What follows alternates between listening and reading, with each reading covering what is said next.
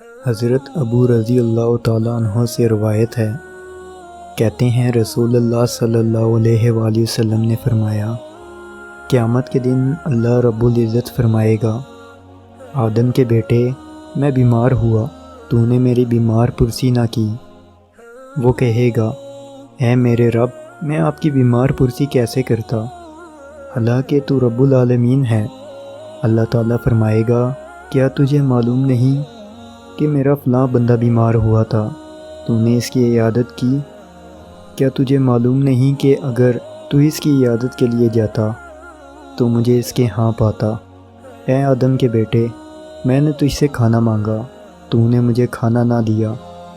وہ کہے گا، میرے رب، میں آپ کو کیسے کھلاتا، جبکہ آپ تو رب العالمین ہیں۔ اللہ تعالیٰ فرمائے گا، میرے فلاں بندے نے تو اس سے کھانا مانگا، تو نے اس کو کھانا نہ دیا۔ کیا تجھے معلوم نہیں کہ اگر تو اس کو کھانا کھلا دیتا تو اس کو میرے ہاں پاتا؟ اللہ تعالیٰ فرمائے گا، اے آدم کے بیٹے، میں نے تو اس سے پانی مانگا، تو نے مجھے پانی نہ پلایا۔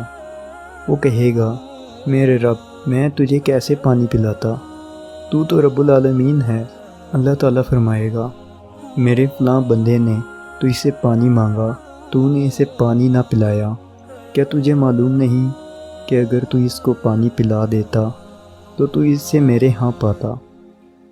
عزیز دوستوں، آج کی اس حدیث جسے امام مسلم رحمۃ اللہ علیہ نے سیدنا ابو ہریرہ رضی اللہ تعالیٰ عنہ کے حوالہ سے اپنی صحیح میں روایت کیا ہے، بات روزے قیامت کی ہے، مگر بیمار پرسی، کھانا کھلانا اور پانی پلانا سب دنیاوی معاملات ہیں، اور اللہ رب العزت انہی کا حوالہ دے کر آدم کے بیٹے سے مخاطب ہے۔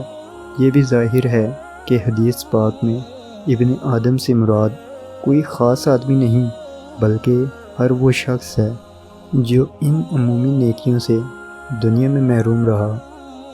ہمارے دین میں ہمدردی، غمخواری، ایثار، قربانی، رواداری، الفت اور محبت اور بروقت ضرورت ایک دوسرے کے کام آنا، ایک دوسرے کی مدد کرنا، دکھ درد میں شریک ہونا، اور خوشیوں اور مسرتوں کو بانٹنا اور دیگر اعلیٰ اخلاق کو بنیادی اقتدار کی حیثیت حاصل ہے۔